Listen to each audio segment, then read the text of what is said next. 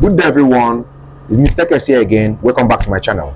Today, I'm going to talk about the 6 reasons why farms fail. I would like you to watch to the end of this video so that you can learn the reasons why farms fail, so that you will not make the same mistakes some farmers have made in the past. So do well to watch to the end of this video. Number 3, I promise you will blow your mind. And let me now start with number 1. The number 1 is human management. Human management in farming is one of the most major factors you can think of in farming. Because if you can manage your workers well, you are not farming. Because the way you manage your workers, the way you manage people that work for you is what will determine the growth of your farm. Whether it will fail or it will grow or it will reach to the test of time. So when recruiting your workers, give strict rules on how your farm should operate, so that people will not come there to make mistakes. Some people come there to make you to fall, and some people come there to make you to grow. So the way you manage your workers really matters a lot for the growth of your farm. Some people come there to steal. Give your rules so that people will follow as the owner of that farm. If you can manage your workers very well, then you can manage the growth of your farm. So that's one of the major things I do tell people and emphasize on when somebody wants to open a farm. Mind the kind of people you bring to work for you.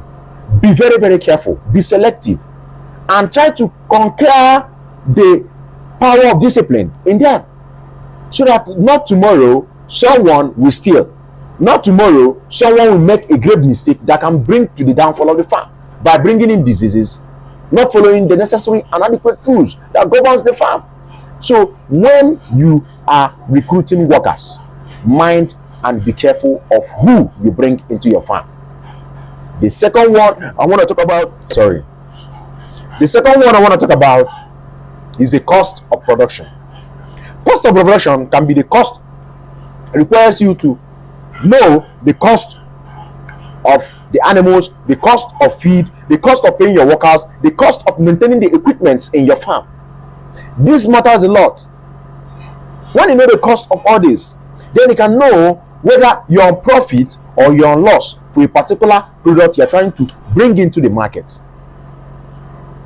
Being it egg, being it broiler, being it layers, being it pigs, or anything that you are farming.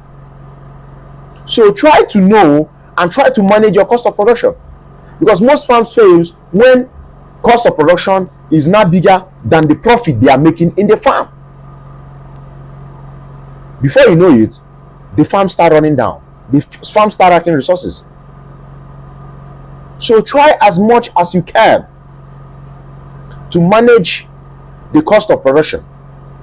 In this economy where things are rising, is even affecting many farms. Due to the cost of feed, some farms have literally closed up because they can't manage the cost of feed. So try as much as you can to cut cost of your production. The third one I want to emphasize on, which is one of the most vital things a farmer should know, is not taking farming as a business. Not taking farming as a business is one of the major problems most farmers have. They take it like a lifestyle.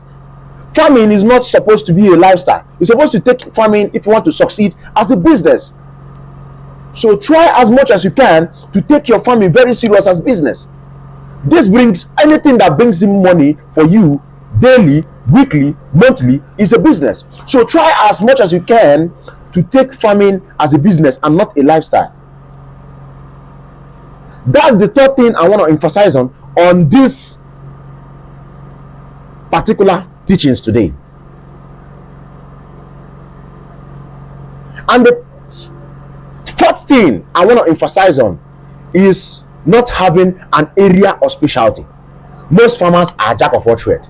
They are in crops, they are in broiler, they are in layers, they are in pigs, they are literally everywhere. Have an area of specialization. They say if you are specialized in an area, you master that particular area. Like, let me use my mentor as a typical example is Farm Up. You can follow him. Farm Up is on YouTube. Dr. Daniel owns a poultry farm in Uganda. If you watch Dr. Daniel, he literally started with poultry farming, and he's good at it. He has made name in poultry farming, and many people want to work with him because he knows what he's doing. He specializes in poultry, being it broiler, being it layers. He has mastered the game, and that's why people can pay for his teachings. People can pay for anything he teaches. People can pay to get his products. When you specialize in a particular area of farming, you become a master in it. Just take him as an example, and he's doing well. He has really expanded to breeders, now producing his own eggs in the farm. So if you want to start farming, try and concentrate in a particular area at a particular time. Maybe later you can expand to some other areas, but when starting, try to master the game of one. It pays to be a master in a particular area. I know why I say this, because it's one of the greatest mistakes some farmers do make. They want to carry everything at the same time. And when you want to carry everything at the same time, maybe you want to establish a mega farm, try as much as you can to bring people in those areas of specialty, people that know what they are doing in those areas. Don't just say they have a vet doctor for poultry and you are using the same vet doctor for piggery, or the same worker that specializes in piggery is the same doctor that will be in poultry. No, I don't advise you to do that. Try and find one that concentrates in a particular area, so that your farm will grow with time. I know I say this. That's why some farms fail woefully. I know most farms where I stay that I knew in that past, they talk of the time, but most of them now have closed up.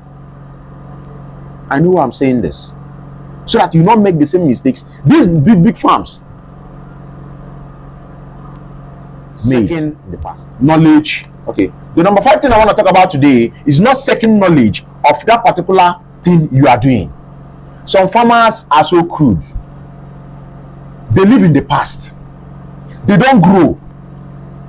They can't even, okay, let me just say, some of these good recent seminars of these innovations that are coming up in farming, they can't innovate. They can't even grow because they don't even mingle with other farmers. They like doing things on their own. Remember, one head is not better than two.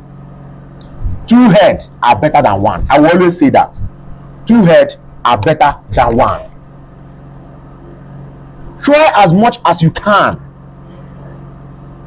to look for knowledge in every area of farming you are working on. There are people that specializes in these areas. There are people that are masters. Like I will say, my mentor, Come Up, he's a master in the game of poultry. Look for knowledge, read books, go for mentorship classes, visit other existing farms, and I will tell you, you will grow. You will grow to the level that you will become a master of the game on your own. I always tell people, search for knowledge. There are many good videos on the internet, on YouTube here, that you can go watch them, see the innovations that are in the area that you are working on now. You will grow. But where there you are not looking for knowledge, my dear, you will fail woefully. I promise you that. You will fail because you can't innovate. You can't grow. You can't. How are you going to grow when you can't innovate? When you can't grow? When there is nobody mentoring you? How are you going to grow? So please, my people, try and look for knowledge. As a farmer, don't stop living in the past. Farming have passed that stage. There are new crops, there are new equipments that can help you improve in that area that you specialize in. Look for knowledge. Look for knowledge. And the last one I want to talk about, which is the 6th one, and it's also in fact, it's one of the most vital. A farmer does also have an accounting strategy or a marketing strategy is a dead farmer. I will say that. The reason why I say it, if you're not accountable with whatever you have in your farm, you are dead as a farmer. You started and you're already lost. If you don't have a marketing strategy to sell your product after production, no, my brother, you're not going anywhere. This last one is very, very crucial because it will help you to grow and grow and grow and grow. When everything you do in your farm, you record it. When production is set, you sell off. You will always make good use of, you always grow your farm. These two areas working together, accountability and marketing strategy, you always grow. As a farmer, look for customers that will buy your product, people that will buy in bulk and people that will buy retail. Look for a point of sale where you can dispose your product and sell them off small or in large quantity there at your point of sale. Every farmer is supposed to have a point of sale, whether in the market or a place that is strategic enough to sell off this product that you are producing. My people, I believe with these few points, you can understand that farming is not a lifestyle. Take farming as a business. You will grow and grow and grow.